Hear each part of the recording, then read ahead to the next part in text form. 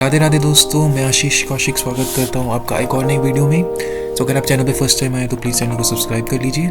आज हम बात करने वाले हैं निफ्टी का market overview through out the day, कैसी परफॉर्मेंस रही, ब्रॉडर मार्केट परफॉर्मेंस, मार्केट के स्टैट्स, कितने स्टॉक्स इन एडवांस किए, कितने स्टॉक्स डिक्लाइन किए, top 5 losers gainers, sectoral performance पे हम बात करेंगे, कौन कौन से सेक्टर्स निफ्टी में जिन्होंने आज हाई बनाया, जिन्होंने अच्छा ट्रेड किया, जो लैगर्स थे। कमोडिटी पे बात करेंगे, gold silver sector, FII activity for the day, किसने कितना माल बेचा। ऑप्शन चेन के बारे में बात करेंगे, जिसके वजह से हम सपोर्ट और रेजिस्टेंस लेवल डिसाइड करेंगे कल के लिए। करेंसी के बारे में बात करेंगे, बिटकॉइन के बारे में बात करेंगे। तो प्लीज़ आप वीडियो पे बने रहें। Let's start.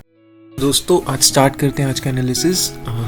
बेसिकली अगर हम देखेंगे तो निफ्टी ओपन हुआ था 23,050 के आसपास और फर्स्ट 15 मिनट्स के आसपास वो 23,000 तक डिप हुआ नीचे शुरू होते ही। उसके बाद इसने क्विकली रिकवर किया 170 पॉइंट्स और देखिए हाई बनाया इसने 23,235 का। कुछ देर तक होवर किया, वहीं पे कंसोलिडेट किया।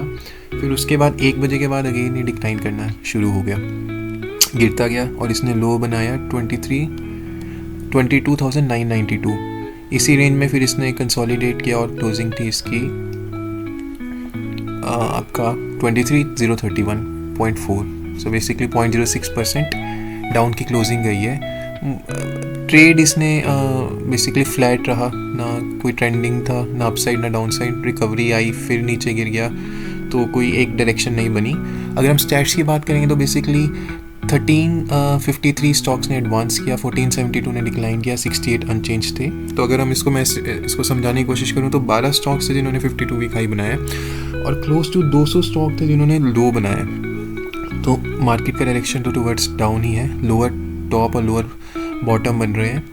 अगर हम टॉप 5 स्टॉक्स की बात करें निफ्टी 50 में से जो लूजर्स और गेनर्स थे, तो गेनर्स की बात करें तो बेसिकली टाटा स्टील 3.12% ऊपर गए। कुछ टाइम से मेटल सेक्टर डाउन था बट अभी 3.12% बढ़ा है आज। सन फार्मा 3% बढ़ा है, बजाज फिनसर्व 3% बढ़ा है, फाइनेंस भी सिमिलरली सिप्ला फार्मा का सेक्टर।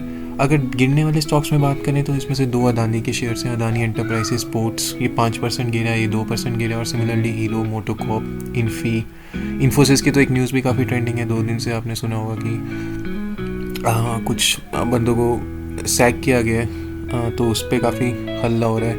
LNT भी गिरा होगा 1%। इफ़ वी मूव ऑन, अगर मैं बात करता हूँ ब्रॉडर मार्केट की, तो निफ्टी 50 बेसिकली 0.06% गिरा, मैंने आपको अभी दिखाया। सेंसेक्स भी 0.04% डाउन था। जो मिड कैप है, स्मॉल कैप थे, स्मॉल कैप 0.35% डाउन था, मिड कैप ने थोड़ी रिकवरी दिखा दी थी 0.1% की, माइक्रो कैप भी 0.55% डाउन था। और ये सब कुछ इसलिए हो रहा है क्योंकि सेंटीमेंट वीक ही रहेगा, क्योंकि एक तो ट्रम्प के जो टैरिफ्स चल रहे हैं, उनकी जो ग्लोबल केओस चल रहे स्टेटमेंट की वजह से, और जो ओवरऑल मार्केट है ब्रॉडर मार्केट, US की मार्केट भी आप देखेंगे तो ज़्यादा कोई स्ट्रेंथ नहीं है। और ऑल्सो अभी एक प्राइम मिनिस्टर मोदी विजिट भी कर रहे हैं US में, तो उस पर भी कुछ देखते हैं डेवलपमेंट वहाँ से आती है कि नहीं। और जो डोमेस्टिक इकोनॉमिक फैक्टर्स होंगे और कुछ की मार्केट इवेंट्स हैं जो कि होने वाले हैं, तो उनके बेसिस पे डिसाइड होगा। और कुछ अर्निंग्स अभी बची हुई हैं, तो मार्केट की डायरेक्शन उसके बेसिस पे डिसाइड होने वाली है। अगर हम 10 ईयर बॉन्ड यील्ड की बात करें 1.94 चल रहा है, और 10 ईयर US की बात करें तो 2.2 और इंडिया की 1.94। अगर सेक्टोरल इंडेक्सेस की बात करें तो फार्मा सेक्टर था जिसने अच्छी आज थोड़ा सी बढ़त दिखाई थी 1.35%। बाकी गिरने वालों में निफ्टी IT 1% गिरा था, PSU बैंक्स कभी ऊपर जाते हैं कभी नीचे 0.9, FMCG भी 0.79 गिरा हुआ है।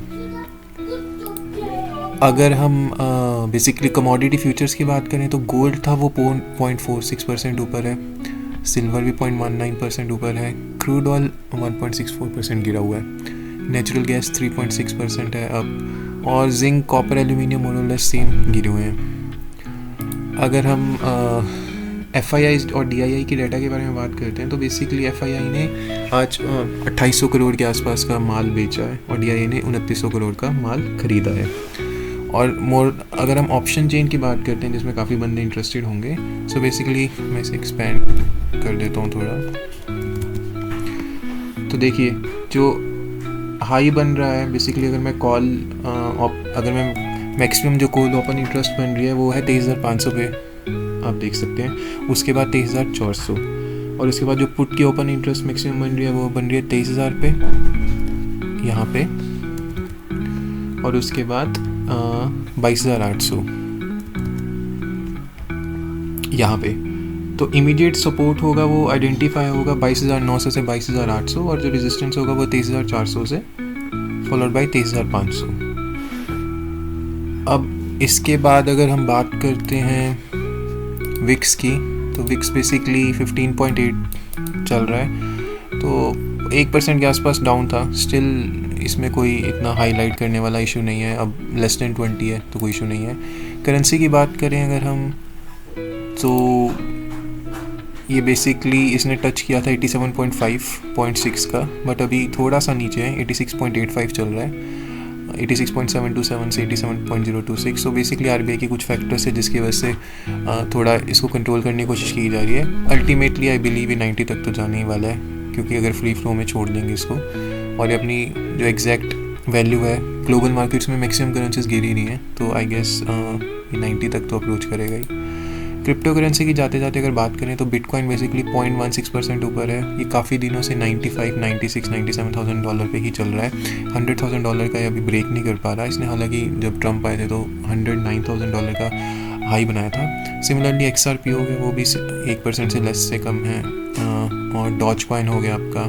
तो ये सब करेंसीज अभी थोड़ा कंसोलिडेट कर रहे हैं, मार्केट की मूवमेंट देख रहे हैं। ऑल्ट कॉइन्स और स्टेबल कॉइन्स ये भी सारे गिरे हुए हैं। तो अगर आपको वीडियो पसंद आई हो प्लीज़ वीडियो को लाइक कीजिए और चैनल को सब्सक्राइब कीजिए। Thank you.